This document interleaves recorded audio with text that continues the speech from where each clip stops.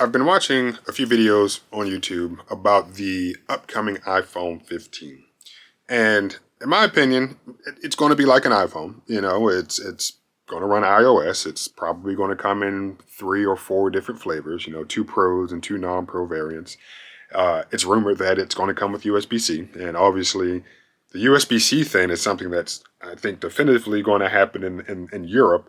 But the rest of the world, I don't know if it's definitely going to happen. I assume that the United States is where Apple sells the most iPhones, and if they were willing to segment the markets by saying SIM card, physical SIM card in the iPhone 14 for all phones not sold in the United States, and no SIM card for all iPhones sold in the United States, it wouldn't surprise me if they said Lightning port for iPhone 15 in the United States and USB-C for iPhones sold in Europe or maybe even some of the other countries that might be trying to implement some type of legislation. So that, in my opinion, I think is the biggest rumored thing that's happening with the iPhone 15.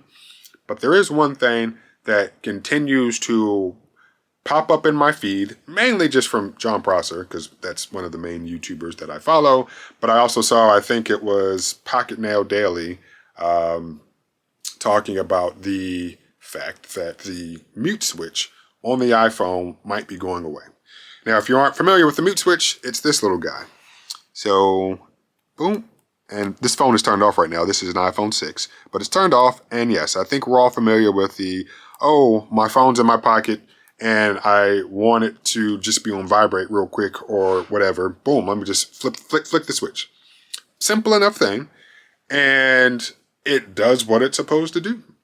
Now, I will say, I'm about to tell you a story, and it's very anecdotal, but I think at that point is when I said, why is there hardware in this sector or in this capacity to control volume? The volume buttons are the only hardware that are needed to control volume. This mute switch, in my opinion, is completely useless. So, quick story time. Many years ago, when I was working on an iPhone 5C, or I'll say using an iPhone 5C, for some reason, and I don't remember why, I needed to switch 2 motherboards into iPhone 5Cs, back when you could do it and it wasn't an issue.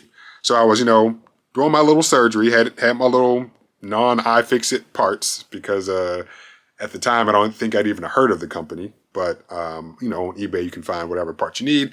And I remember, as I'm being very gentle, very delicate, I accidentally sliced one ribbon cable.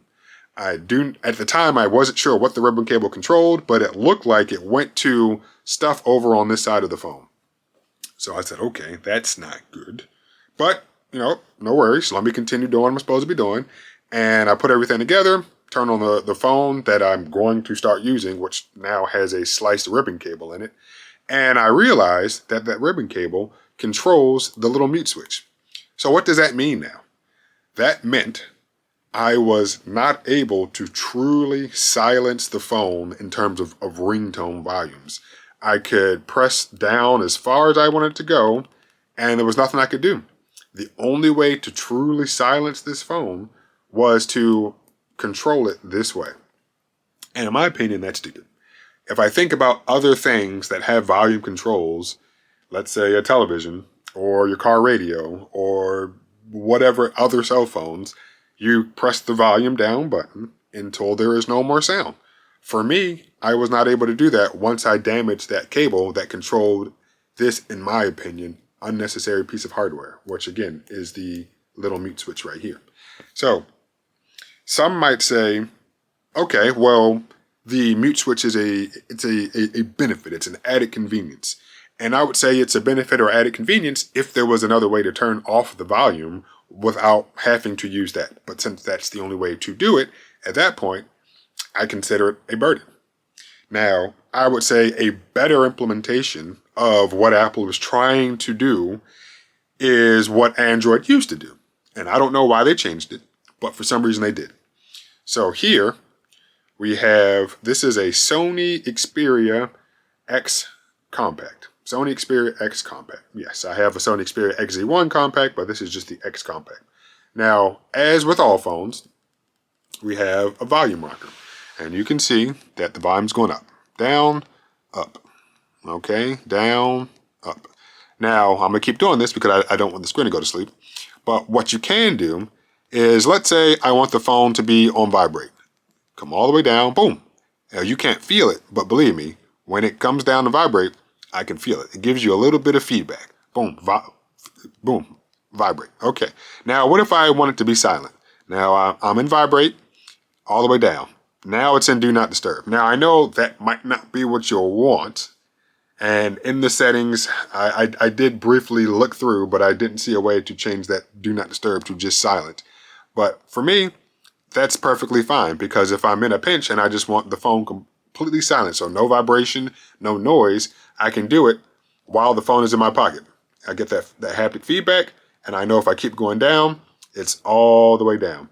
Now, one other thing that I know you can do is if you just hold it, so just hold it all the way down, and that's not what I wanted to do, so I think it has to be locked. So let's see if it has to be locked. So let me lock it, wake up the screen. All right, I'm still able to control the volume, but if I just hold it, it doesn't do what I want it to do. So that's a mistake. But what I do know is that, as I've shown before, you get that haptic feedback, so if you're not looking at it, you come all the way down, press it again, now it's on do not disturb. So in my opinion, this is good software and hardware working together, because I can control the volume in its full capacity just using the volume rockers right there. I don't need a separate piece of hardware to control it. For some reason, in later versions of Android, they did away with that. So as we see here, I have the volume going there, and let's get the focus. And I can come down, and it comes down to vibrate, but I can't actually turn that off right now without, tapping the screen and doing some other stuff. So that's not what I like. I don't remember which version of Android they made that change, but I do remember whether it was one of the YouTubers I was watching or if I read something that it pointed out that, oh yeah, you can no longer do this. And I was just like, I wonder why. But obviously there are other ways to turn on do not disturb. And there's probably ways that I'm not even familiar with, so I'm not going to make too much of a deal out of it. But when it comes to the volume switch, for me, even though I know most people aren't swapping motherboards and phones, it just, at that point, it really, really hit home that this volume rocker doesn't, or not volume rocker, this vibration motor or vibration switch or mute switch doesn't need to be here anymore. And I'll be okay with it gone. Not even that I don't use the phone anymore, but I'll be okay with the volume. I keep saying volume, with the mute switch gone. Now, also when it comes to the, I guess, supposed buttons on the iPhone 15, it's rumored that these little guys are going to be capacitive type buttons. So think about the home button on the iPhone 7s and newer, where it looks like a button, it feels like a button because of the haptic feedback, but it's not a button. It's just a piece of hardware right there that is wrapped around with a bunch of software to make it feel like you're using a button.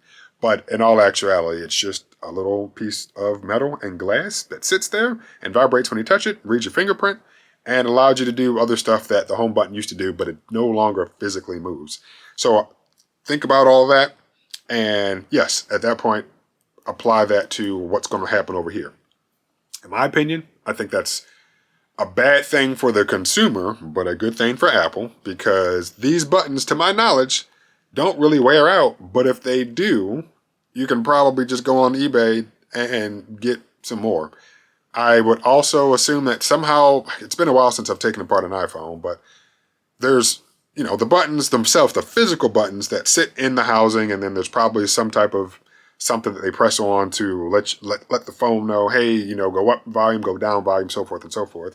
But if it's all capacitive, now all that is going to be just software, which I know there's software already involved with the volume being controlled, but now it's even more software that would give Apple even more control over the phone. And another quick story, which I know the majority of people are not disassembling or repairing their phones. And after I tell you this, you're going to be like, man, you're not really good at this, are you? But I had an iPhone 7, I believe. No, it was 8. It was an 8. iPhone 8. and I was repairing the screen, which I did repair the screen successfully, but you need to transfer, or you need to keep the same home button, because at that point with the iPhone 8, it was the capacitive thing, so not a real button, but it's there. And I remember, taking my time, because I learned from that instance with the ribbon cable with the iPhone 5C that you need to take your time when disassembling these phones. So I have, my little thin and X-Acto knife because I'm trying to, get under the glue and everything. But there's a ribbon cable holding the capacitive home button to the screen. So some adhesive holding the ribbon cable to the screen. And I'm taking my time trying to make sure that I'm underneath everything, underneath the cable. And I, go slow, but I wasn't going slow enough. I guess, and maybe I was at the wrong angle, but it ripped. So this potato chip thin ribbon cable ripped. And at that point, I said, shit, what am I going to do? Like, is this thing even going to work at all? And interestingly enough, and I don't want to lie to you because it's been a while, essentially, that button serves two functions. It's the button, and then it's also the fingerprint reader. And I think when I reassembled it, I think the fingerprint reader still worked, but I wasn't able to use it as an actual button. Or it might have been the other way around. I forget which one it was.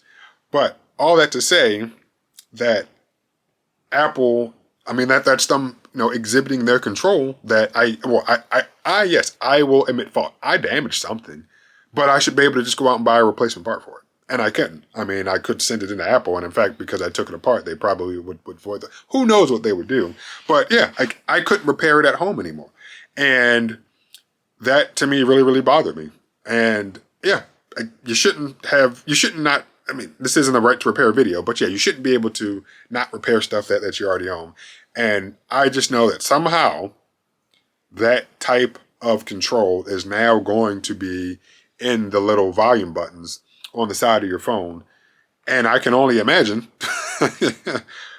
what ways, we're going to see Apple implementing that type of control. Because, yeah, I think in some board meeting, they were thinking, well, we've already literally locked down every single aspect of the phone. So the cameras, the screen, the home button, the charge port, the battery, maybe the haptic engine. What else can we do to lock down this phone? We remove the headphone jack. What else can we do to lock down this phone? And part of me thinks they were like, well, the phone has buttons. How can we make money off these buttons? Good idea. We'll make them capacitive. Now, what I will say, and this is how I feel.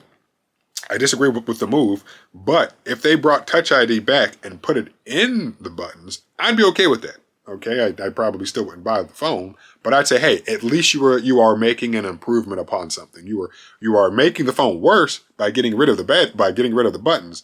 But if you get rid of the buttons to then put Touch ID in it, which again you don't have to do because the iPads have physical buttons that have embedded fingerprint readers. Heck, this Sony Xperia X Compact that I bought, I believe, back in 2016. That's the power button right there, but there's a fingerprint reader embedded in it.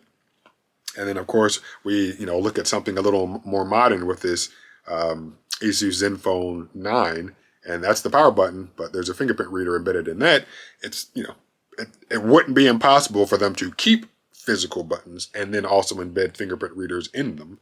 But hey, take the actual movement of the button away and do something better by, maybe putting a fingerprint reader in there.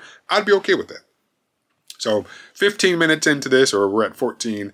What are your thoughts on it? Do you care? I care enough because it's in my face, at least once a week. But I just worry that as we continue to move forward, that we lose more and more control of the devices that we own. And, this isn't my first video talking about that, but if we're talking about volume buttons now, that the company thinks they need to control how these volume buttons are implemented through software, the way that they're going to do it. I am just curious now to see, one, what they're going to say about it when they release the phone or when they announce the phone later this year, I guess what, September, maybe October. I guess they'll probably announce it in September, release it in October. Like, I'm just curious to see what they're going to say about it.